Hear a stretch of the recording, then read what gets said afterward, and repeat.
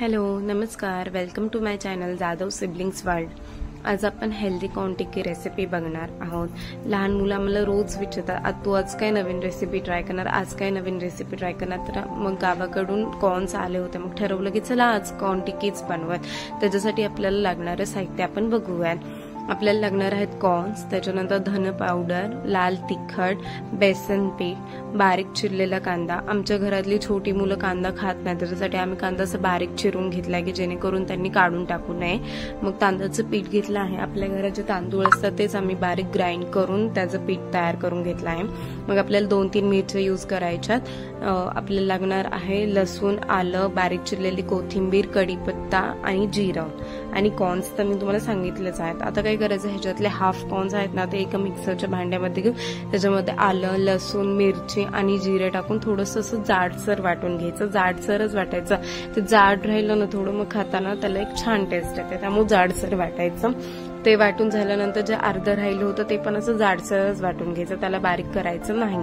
एकदा पूर्ण वाटून झाल्यानंतर त्याच्यामध्ये तुम्हाला जेवढा पाहिजे तेवढा तुम्ही कांदा ऍड करू शकता। आम्ही 1 कॉर्न साठी 1 कांदा असा ऍड केलेला आहे, असं प्रमाण ठेवलं आहे। त्याच्यानंतर बारीक चिरून कढीपत्ता ऍड करायचा, म्हणजे त्याने पण कोणी काढत नाही।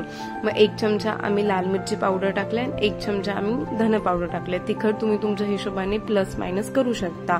मग आम्ही त्याच्यामध्ये टाकले बारीक चिरून कोथिंबीर आणि मीठ तुम्ही तुमच्या चवीनुसार ऍड करा। त्याच्यानंतर आपल्याला ह्याच्यामध्ये ऍड करायचं 1 वाटी तांदळाचं पीठ आणि 1 वाटी बेसनचं पीठ।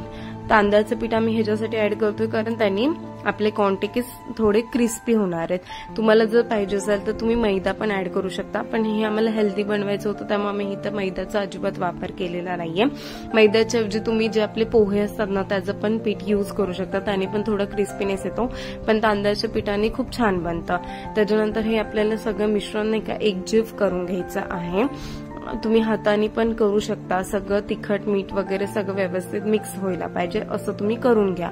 ते एकदा एकजीव झालं त्याच्यानंतर आपल्याला काय करायचं, त्याच्या स्मॉल टिक्कीज बनवायच्या आहेत छोट्या छोट्या, आणि त्या आपल्या डोस्याच्या तव्यावरती आपल्याला शॅलो फ्राय करायचं, डीप फ्राय करायचं नाही, शॅलो फ्रायच करायचं।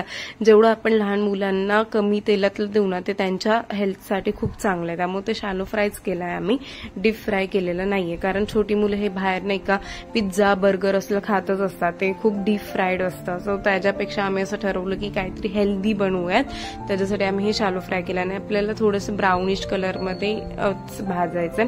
ते आतून इमिजिएटली भाजलं जातं, त्याच्यासाठी असं काही स्पेसिफिक करायची गरज पडत नाही। 5 ते 10 मिनिटात ह्या टिक्कीज भाजून पण होतात आणि खूप क्रिस्पी लागतात। लहान मुलं तर खूप आवडीने खातात, आमच्या घरातले तर सगळी लहान मुलं इतके खात होती ना की आम्हाला कमी पडत होतं बनवायला। त्यामुळे प्लीज तुम्ही ही रेसिपी ट्राय करा आणि आम्हाला नक्की सांगा तुम्हाला कशी वाटली ही रेसिपी। आणि thanks for watching our video, आणि आमच्या चॅनलला लाईक अँड सबस्क्राईब करायला विसरू नका, आणि आम्हाला कळवा तुम्हाला अजून कसे कसे व्हिडिओज बघायला